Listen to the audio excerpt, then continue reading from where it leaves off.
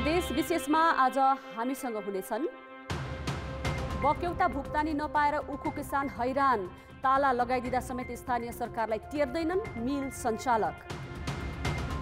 स्थानीय न्यायिक समितिका निर्णय पक्षपात हावी, न्यायको आस मरेपछि सानातिना उजुरी समेत प्रहरीमै। कैलाली चुरेका पहिरो पीडित 200 परिवारको बासै जंगलमा, एकीकृत बस्ती आश्वासन मात्रै। र राष्ट्रकै हस्तीहरूको गाउँ सिराहाको बस्तीपुरमा छैनन् आधारभूत पूर्वाधार, बहालवाला 3 सांसद हुँदा पनि थपिएन सुविधा। नमस्कार, म साजना तामाङ। यी थिए प्रदेश विशेषका लागि आजका सामग्री। यसबाहेक रूपन्देहीमा माछा पालन व्यवसाय विस्तार हुन थालेपछि माछा खान र पोखरी हेर्न जाने बढ्न थालेको सम्बन्धी सामग्री हामीसँग रहनेछ। हेर्दै गर्नुहोस् प्रदेश विशेष, समाचार, समीक्षा र सन्देश।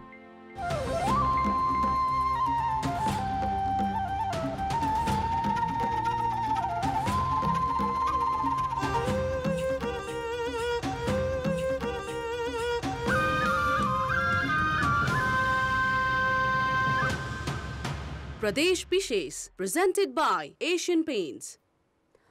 नगदे बाली भनिएको उखुको वर्षौं अघिको भुक्तानी नपाएर पिरोलिएका सर्लाही र रौतहटका किसानको समस्यामा स्थानीय सरकारले वास्तै गरेका छैनन्। स्थानीय तहले किसानको उखु बिक्री गरेको बाँकी बक्यौताको भुक्तानीका लागि मौखिक आग्रह गरे पनि उद्योगीले टेरेका छैनन्। भुक्तानीमा झमेला हुन थालेपछि किसानका लागि उखु खेती निल्नु न उकल्नु बनेको छ। रौतहटको श्रीराम सुगर मिल्सले किसानसँग खरिद गरेको उखुको 40 करोड रुपैयाँ बाँकी छ। 2 दशक अघि स्थापना भएको श्रीराम सुगर मिलले हरेक वर्ष घाटा देखाउँदै मिलले सार्वजनिक रूपमै उद्योग बन्दको सूचना टाँस गरेको थियो। मिलमा उखु बेचेका 17,000 किसान अहिलेसम्म भुक्तानीका लागि धाइरहेका छन्। किसानले उखुको बाँकी बक्यौता रकम भुक्तानीका लागि स्थानीय सरकारलाई गुहार्दा पनि स्थानीय सरकारले किसानको समस्या समाधानमा पहल नगरेको किसानको गुनासो छ। उखु हामीहरूले मिललाई उधारो दिँदा पनि 3-4 आर्थिक वर्षदेखि अहिलेसम्म पैसा दिएको छैन। मिल मालिकले विभिन्न पटक बहाना रहेको छ र तर यसमा कुनै किसिमको स्थानीय सरकारले चासो देखाइएको छैन। त्यस्तै सर्लाहीका दक्षिणी क्षेत्रका किसानले बिक्री गरेको उखुको बाँकी बक्यौता 24 करोड भन्दा बढी रकम अझै भुक्तानी पाएका छैनन्। धनकौल स्थित अन्नपूर्ण चिनी उद्योगले किसानको उखुको 4 वर्षदेखिको तिर्न 17 करोड रुपैयाँ बाँकी छ। यता भागदह स्थित महालक्ष्मी चिनी उद्योगले पनि गएको वर्षको 7 करोड रुपैयाँ किसानलाई भुक्तानी दिन बाँकी रहेको किसानको गुनासो छ। भुक्तानी नपाएर घर व्यवहार धान्नै मुस्किल परेको किसानको भनाइ छ। 74 सालमा मेरो उखु 2-300 कुन्टल दिएको छु, त्यो पनि पैसा पाएन। तर 75 सालमा पनि 500 कुन्टल जति मेरो नाउँमा पनि छ, श्रीमतीको नाउँमा पनि छ। यसले पैसा दिएन। मैले उखु छिलाई साउबाट लिएर 75,000 रुपियाँ 3 रुपियाँ सैकर लिएर मैले दिएँ लेबर चार्ज, तर पैसा पाएको छैन। विगत 3-4 वर्षदेखि किसानलाई उखुको बाँकी बक्यौता रकम मिल मालिकले नदिएपछि रकम उठाइदिन माग गर्दै किसानले संघीय राजधानी काठमाडौँमा विरोध प्रदर्शन मार्फत सरकारसँग गुहार माग्दै आएका छन्। संघीय सरकारले किसानको समस्या भन्दा उद्योगीको पक्षमा काम गरेकाले किसानले बाँकी रकम भुक्तानी नपाएको आम किसानको बुझाइ छ। किसानको उखुको भुक्तानी दिलाउन स्थानीय सरकारले सक्ने अवस्था छ, तर स्थानीय सरकारले पनि भित्री मनबाट किसानको पक्षमा पहल गरेको अवस्था छैन। यस विषयमा स्थानीय सरकारका प्रमुखले भने केन्द्र सरकारलाई नै नटेर्ने उद्योगीले स्थानीय सरकारको कुरै नसुनेको गुनासो गरेका छन्। किसानको बक्यौताका लागि चिनी मिलमा तालाबन्दी गर्दा पनि उद्योगीले किसानको बाँकी रकम भुक्तानी नगरेको नगरपालिका प्रमुखको भनाइ छ। उद्योगपतिले चाहिँ अहिलेसम्म हाम्रो कुरा बुझिरहेको छैन र हामी चाहिँ पटक प्रदेश सरकार र केन्द्र सरकारलाई पटक आग्रह अनुरोध गर्दैछु कि अब हाम्रो निकायबाट चाहिँ माथिल्लोको कुरा हो, सङ्घले पहल गरिदिनु पर्यो, प्रदेशले पहल गरिदिनु पर्यो, हाम्रो किसान दाजुभाइको मार्का बुझिदिनु पर्यो। यो उनीहरूको पानी माथिको ओभानो बनेर पन्छिने कायदा मात्र हो। चाहिने हो भने स्थानीय सरकारले मिल मालिकबाट बाँकी रकम भुक्तानी गराउन सक्ने कानुनी आधार प्रशस्त छन्। तर स्थानीय सरकार किसानका पक्षमा कानुनी लडाई लडेर छुच्चो बन्न चाहँदैनन्। स्थानीय सरकारले आफ्नै अधिकारको प्रयोग नगर्दा किसानले पुष माघको ठण्डीमा काठमाडौँ पुगेर वर्षै पछि दुःख पाइरहेका छन्। विगत 3-4 वर्षदेखि संघीय, प्रदेश र स्थानीय सरकारले किसानको पक्षमा बोले जस्तो मात्र गरेर मिल मालिकै पक्षमा भूमिका खेलेको देखिन्छ। कान्तिपुर समाचारका लागि सर्लाही सहकर्मी ओम प्रकाश ठाकुरका साथै राजेश्वर पाण्डे, गरुडा, रौतहट। आफ्नो फसल बेचेको रकम नपाएका किसान हार गुहार गर्दै राजधानी आइपुग्दा पनि स्थानीय तहले जिम्मेवारी महसुस गरिरहेको छैन। आफ्ना सुविधा बढाउन संघीयताको अभ्यास गरेको हवाला दिने जनप्रतिनिधि कहाँ छन् अहिले? न्यायमा आम नागरिकको सहज पहुँच बढाउन सामान्य खालका मुद्दा मामिला स्थानीय तहबाटै निरूपण गर्ने संवैधानिक व्यवस्था छ। विवादको छिटो र सरल समाधान दिन भन्दै स्थानीय तहमा उपप्रमुख संयोजक रहने न्यायिक समिति गठन भएका छन्। तर यस्ता समितिको निष्पक्षतामाथि प्रश्न उठ्न थालेको छ। न्यायिक समितिमाथि विश्वास नभएको भन्दै प्रदेश 1 का नागरिक सानातिना निवेदन र उजुरी लिएर प्रहरीकैमा धाइरहेका छन्। धनकुटाको महालक्ष्मी नगरपालिकामा सधियारबीच घाँस काट्ने विषयमा सुरु भएको विवाद बढेर न्यायिक समितिमा पुग्यो। समितिले निरूपण गर्न नसकेपछि घाँसको विषय लिएर दुवै पक्ष प्रहरी कहाँ पुगे। स्थानीय तहबाट सामान्य वाद विवादको किनारा लाग्न नसकेपछि छथर जोरपाटीका 2 छिमेकी एक अर्का विरुद्धको उजुरी लिएर प्रहरीमै पुगे। यी दुवै न्यायिक समितिबाट किनारा लाग्न सक्ने सामान्य प्रकृतिका विवाद थिए। 5 थरको कुमायकमा लेनदेन विषयको उजुरीमा पक्षधर्ता साँधेर पीडितलाई नै दण्डित गरेको भन्दै न्यायिक समिति र गाउँपालिका विरुद्ध जिल्ला अदालतमा मुद्दा दर्ता भएको छ। जबकि लेनदेनको मुद्दा न्यायिक समितिको क्षेत्राधिकारभित्र पर्दैन। यस्ता घटनाले कतै सामान्य विवादमा पनि न्यायिक समितिले समाधान दिन नसकेको त कतै क्षेत्राधिकार नै नागेर मुद्दालाई झन जटिल बनाएको पाइएको छ। त्यहाँ त न्याय पाइन्छ अरे भनौँ होइन, त्यहाँ मैले न्याय पाइन्छ भनेर म चाहिँ निवेदन हालेको थिएँ। उल्टै मेरो सामानहरू उनीहरू न्यायिक समितिहरू नै आएर सामानहरू लथालिङ्ग गऱ्यो, मान्छेहरूले बिजोग पारेर। आलीधुर, बाँधपैनी, कुलो र पानीघाटको बाँडफाँड, चरण, घाँस दाउरा र ज्याला मजदुरी नदिएको जस्ता 13 किसिमका विवाद स्थानीय न्यायिक समितिले निरूपण गर्ने व्यवस्था छ।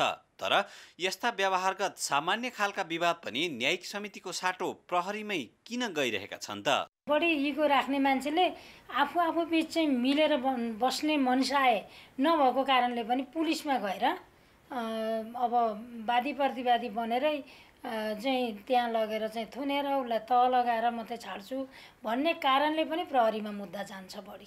दर्ता भएका मध्ये करिब 30% विवाद मात्रै आफूहरूले समाधान गर्न सकेको स्वयं न्यायिक समितिका पदाधिकारी नै स्वीकार छन्। देशभर 90% उपप्रमुखहरू महिला छन्। स्थानीय तहमा न्याय सम्पादन गर्ने जिम्मेवारी पनि महिलाकै काँधमा छ। एकातिर उनीहरूलाई कानुनी विज्ञता, न्यायिक अनुभव, परामर्श र व्यवस्थापकीय कमजोरीका बीच निष्पक्ष न्याय सम्पादनको चुनौती छ। अर्कातिर क्षेत्राधिकार भित्रका विवादमा समेत समाधान दिन नसक्दा आम नागरिकले ससाना विवादमा पनि पैसा र समय खर्चेर प्रहरीमै पुग्नुपर्ने बाध्यता कायमै छ। कान्तिपुर समाचारका लागि 5 थरबाट लक्ष्मी गौतमका साथमा विनोद घिमिरे, धनकुटा। स्थानीय स्तरका विवादको छिटो र सरल समाधान गर्न भन्दै गठन गरिएका न्यायिक समितिकै निष्पक्षतामा किन प्रश्न उठेको होला? तपाईको विचार हामीलाई हाम्रो ट्विटर ह्यान्डल @OurKTV मा मेन्सन गरी लेख्न सक्नुहुनेछ। प्रदेश विशेष presented by Asian Paints. प्रदेश विशेष presented by Asian Paints. कैलालीको चुरे गाउँपालिकाका पहिरो पीडितको बिचल्ली भएको छ। पहिरोले बस्ती बगाउनुका साथै उच्च जोखिममा परेपछि स्थायी बसोबासको खोजीमा हिँडेका 211 परिवारको जङ्गलको बास छ। साउनदेखि सुरक्षित वासस्थान खोज्दै हिँडेका 6 वडाका बासिन्दा गैरीगङ्गा नगरपालिकाको पशुपति सामुदायिक वन छेउमा त्रिपाल मुनि बसिरहेका छन्। झन्डै 5 महिना अघिदेखि थाई बसोबासको खोजीमा हिँडेका कैलालीको चुरे गाउँपालिका वडा नम्बर 1 देखि 6 का बासिन्दाहरू यति बेला कैलालीकै गौरीगङ्गा नगरपालिका वडा नम्बर 1 को यो जङ्गलमा आइपुगेका छन्। उनीहरूले थाई बसोबासका लागि विगत 5 महिनादेखि माग गर्दै आए पनि कसैले सुनवाई नगरेपछि अहिले त्यहाँका स्थानीय बासिन्दाहरू चिसोमा रात कटाउन बाध्य भएका छन्। पहिरोले घरबार विहीन बनाएपछि स्थायी बसोबास खोज्दै भौतारिएका चुरेबासी मङ्सिरको चिसोमा जङ्गलमै त्रिपालमुनि रात बिताइरहेका हुन्। चुरे गाउँपालिकाले सुरक्षित बसोबासका लागि विकल्प समेत देखाउन नसकेपछि वडा नम्बर 1 देखि 6 का बासिन्दा पहाड छोडेर कैलालीको गौरीगङ्गा नगरपालिका क्षेत्रमा पर्ने पशुपति सामुदायिक वनमा गत साता आइपुगेका थिए। दुःख अब धेरै भोगिसकेको अवस्था छ। अब यो बालबच्चा चिसोमा हेर्नुहोस्, अब यो भोलि अब यो बिमारी पनि बेर छैन सर। अब होइन, अब कसरी हाम्रो पैसा छ हामीसँग इलाज गर्ने, धेरै दुःख छ सर। त्यही भएरले अब नखाने गाँस छ, नबस्ने बास छ, नको गोजीमा पैसा छ, अलिअलि भएको पनि ल्याएर आथ्यौँ हामीले, त्यही पनि खाएर सिद्धियो। अब किनभने पैसा पनि छैन, अब सुत्नलाई पनि व्यवस्था छैन। अब यस्तो छारामा माटामा सुत्नु परेको छ। अनि त्यहाँ चाहिँ अब त्यो हुँदाखेरि अब रडले त कसैलाई पनि होइन। अब हामीले त ठाउँ ठाउँमा बिरालोले चल्ला खाएर चाहिँ सार्नु परेको छ। पहिरोबाट विस्थापित भएपछि उनीहरू साउनदेखि चुरेकै राजमार्ग छेउ र सामुदायिक भवनमा बस्दै आएका थिए। स्थानीय तहले एकीकृत बसोबासका लागि पहल गर्ने भनेर लगत सङ्कलन गरे पनि 5 महिनासम्म त्यसको कुनै टुङ्गो नलाग्दा पहाड छोडेर तराईसम्म आउनु परेको उनीहरूको गुनासो छ। बालबालिका सहित यहाँ आएर कठ्याङ्ग्रिदो चिसोमा बस्नु पर्दा उनीहरूको बिचल्ली भएको छ। समस्या समाधानका लागि पटक पटक आग्रह गर्दा पनि कसैले पहल नगरिदिएको उनीहरूको गुनासो छ। ओडामा मिल्छ पाल भन्दै थिए, ओडामा नि सिद्धियो भने अब यहाँ आएर नि मिल्छ भने यहाँ पनि मिल्ने छैन। अब त्यस्तो छ। अब कहाँ बस्ने, कहाँ खाने, केले गर्ने, गरिब मान्छे, आफू अपाङ्ग पनि भएको, अनि त्यस्तो समस्या छ। जङ्गलमा बसेर दुःख कष्ट, अब कहाँबाट पानी ल्याउने, तराईको ठाउँ, अब कहाँबाट के गर्ने, कहाँबाट के गर्ने। अब भएको जति अन्नबाली घरमा भएको जति पहिराले लगेर अब त्यो हामीले खाना घरमा ल्याउन पाएनौँ, आफूले खाना कमाउन त्यो केही गर्न पाएको छैन। चुरे गाउँपालिकामा पर्ने पट्टेनी, गुणी, सल्लिरी लगायतका छरिएका बस्तीमा पहिरोले 2 दशक अघिबाटै क्षति पुर्याउँदै आएको थियो। अहिले स्थानीय तहले ती बस्ती जोड्न सडक खनेपछि जोखिम झनै बढेको छ। कान्तिपुर समाचारका लागि महेन्द्र बम, पशुपति सामुदायिक वन, गौरीगङ्गा, कैलाली। आफ्नै नगरपालिका क्षेत्रको वनमा 5 महिनादेखि बिचल्लीमा रहेका 211 परिवारबारे स्थानीय सरकार नै बेखबर हुनु विडम्बनाको कुरा हो। पञ्चायती व्यवस्थादेखि गणतन्त्रसम्म सधैँ राजनीति र प्रशासनिक क्षेत्रमा प्रधानमन्त्रीदेखि मन्त्री, सांसद, सचिव, निर्देशकसम्म रहँदै आएको सिराहाको बस्तीपुर गाउँ विकासको आधारभूत सुविधाबाट भने वञ्चित छ। दुर्गममा जस्तै यो गाउँमा पनि सिँचाइ, खानेपानी, सडक लगायतका विकासका कुनै पनि पूर्वाधार छैनन्। यो सिराको बस्तीपुर गाउँ हो। पञ्चायतकाल र शाहीकालका चर्चित पूर्व प्रधानमन्त्री तुलसी गिरी, मन्त्री रुद्र गिरी, नेपाली काङ्ग्रेसका नेता प्रदीप गिरी, नेपाल प्रज्ञा प्रतिष्ठानका कुलपति ईश्वर बराल, संविधानविद विपिन अधिकारी, कान्ति बाल अस्पतालका संस्थापक मणिन्द्र रञ्जन बराल, महालेखाका निर्देशक खेमरञ्जन बराल लगायत सबै बस्तीपुरवासी हुन्। हाल यस गाउँका प्रदीप गिरी सहित निर्जला राउत, सरिता गिरी गरी 3 जना प्रतिनिधि सभाका सदस्य छन्। तर विडम्बना, पूर्व प्रधानमन्त्रीदेखि सभासदसम्म रहेको यो गाउँ बत्ती मुनिको अँध्यारो भने झैँ छ। सिँचाइ, खानेपानी, सडक लगायतका विकासका कुनै पूर्वाधार यो गाउँमा छैन। एकै गाउँका 3-3 जना सांसद हुँदा पनि गाउँमा कुनै विकासका लागि पहल नगरेको काङ्ग्रेस नेता प्रदीप गिरीकी बहिनी डाक्टर मन्जुला गिरीको गुनासो छ। खास केही पनि उपलब्ध, पानी, खानेपानी, सडक, यातायात, हरेक कुरा, अस्पतालदेखि लिएर हरेक कुरामा कुनै सुधार नै भएको छैन। हुला कार्यालयमा जानु त्यही भन्छ। हुला कार्यालयमा यहाँ त अब हामीले केही चिठी पत्र पनि आउँदैन। अब स्वास्थ्य चौकीको पनि त्यसै हेर्नुहोस् कसो। त्यस कारण यहाँको गुनासो चाहिँ यहाँको मान्छेहरूको यस्तो उद्गम छ जहाँ कि प्रधानमन्त्री भइसकेको, गृहमन्त्री, सभासद 2 जना छन् अहिले पनि सिरामा। सरिता गिरी त गई, त्यही पनि प्रदीप दाजु हुनुहुन्छ, पहिला थियो नि। त किन हाम्रो गाउँमा ध्यान नदिएको केही पनि? अब हेर्नु घरको स्थिति, यो कति वर्ष पुरानो घर देखिहाल्नु भएको छ, कति घर। वर्तमान समयमा पनि प्रतिनिधि सभामा 3 जना सांसद रहेको यो बस्तीपुर गाउँमा ओडा कार्यालयको आफ्नै भवन छैन भने स्वास्थ्य चौकी समेत भवनको अभावमा विद्यालयको जीर्ण भवनमा छ। राज्यले सांसदलाई स्थानीय विकास पूर्वाधारका नाउँमा उपलब्ध गराएको रकम चाहिँ सांसदले के गर्छन् त? गाउँ आफ्नो वार्डमा म गर्दिनँ बरु भन्नुहुन्छ अन्त चाहिँ गर्छ तर हाम्रो वार्ड आफ्नो घरमा चाहिँ उसले विकास गर्नलाई इन्ट्रेस्टै देखाएको छैन अहिलेसम्म सभासद भएको बेलासम्म। काङ्ग्रेसका नेता प्रदीप गिरीका काका कुलदीप गिरीले आजभन्दा 110 वर्ष अघि खोटाङबाट झरेर यो गाउँमा बस्ती बसालेका हुन्। एउटै गाउँका 3-3 जना सांसद प्रतिनिधि सभामा हुँदा पनि गाउँमा सामान्य आधारभूत सुविधासम्मको व्यवस्था गरिँदैन भने सांसदलाई स्थानीय पूर्वाधार विकासका लागि राज्यले वर्षेपछि किन बजेट उपलब्ध गराउनु भन्ने स्थानीयवासीको प्रश्न जायज मान्न सकिन्छ। कान्तिपुर समाचारका लागि राजकुमार राउत, सिराहा, बस्तीपुर। प्रधानमन्त्रीदेखि मन्त्री, सांसद, सचिव लगायतका व्यक्ति उत्पादन गरेको सिराहाको बस्तीपुर गाउँ नै विकासका आधारभूत सुविधाबाट वञ्चित भइरहँदा स्थानीय विकास पूर्वाधारका नाममा सांसदले पाएको रकम चाहिँ केमा खर्च भइरहेको छ त? प्रदेश विशेष प्रेजेन्टेड बाई एशियन पेन्ट्स। प्रदेश विशेष प्रेजेन्टेड बाई एशियन पेन्ट्स। पानीको राम्रो स्रोत भएकाले रूपन्देहीमा माछा पालन व्यवसाय विस्तार भइरहेको छ। अभियानमुखी माछा पालनले किसान पनि व्यावसायिक बने। तिनै किसानले 74 सालमा माछा पालन हुने क्षेत्रलाई मत्स्य पर्यटन केन्द्रका रूपमा विकास गर्ने अभियान सुरु गरे। पर्यटकीय गतिविधि चलायमान हुन थालेपछि केन्द्रमा रमाउन आउने पर्यटकको संख्या पनि बढेको छ। रूपन्देहीको छपिया भन्ने बित्तिकै माछा पालनका लागि नमुना गाउँ भनेर चिनिन्छ। विगत 40 वर्ष अघिदेखि यही क्षेत्रबाट सुरु गरिएको माछा पालन विस्तार भएर अहिले जिल्लाभरि फैलिएको छ। माछा खान र पोखरी हेर्न आउने स्थानीय पर्यटकहरूको ओइरो लाग्न थालेपछि यो क्षेत्र मत्स्य पर्यटन केन्द्रका रूपमा परिवर्तन भएको छ। छपिया त तपाईँको चाहिँ धेरै परिवर्तन भइसक्यो नि। तपाईँको माछा स्पेसल्ली माछाले गर्दाखेरि हामी पहिला आउँदाखेरि त्यति राम्रो व्यवस्थापन पनि थिएन। अब यही सानसानो उसमा बसेर हामी गइन्थ्यौँ। अहिले त धेरै राम्रो होटलहरू खुल्यो। अब यही खुल्यो, अब यही भनेर हेर्नु यस्तो कुरा उडेर छ।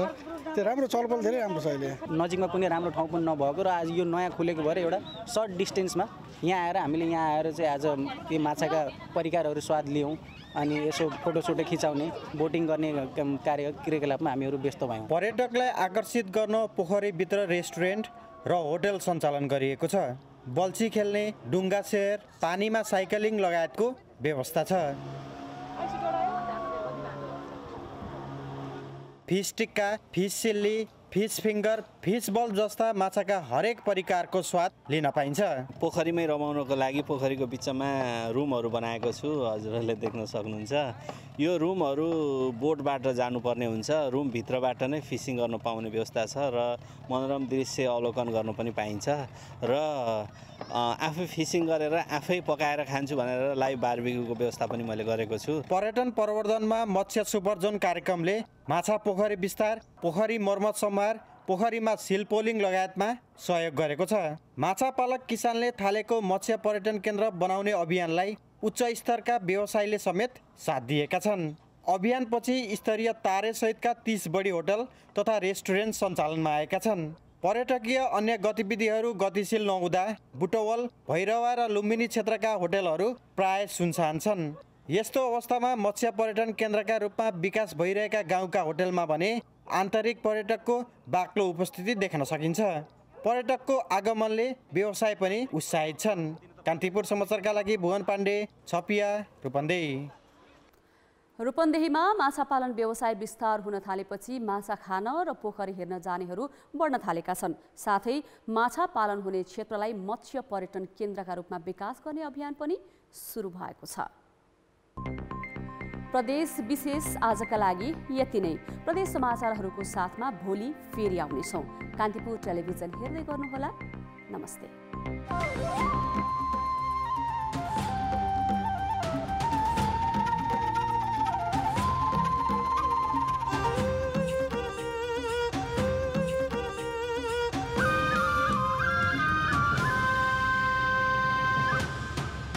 Pradesh Vishesh presented by Asian Paints.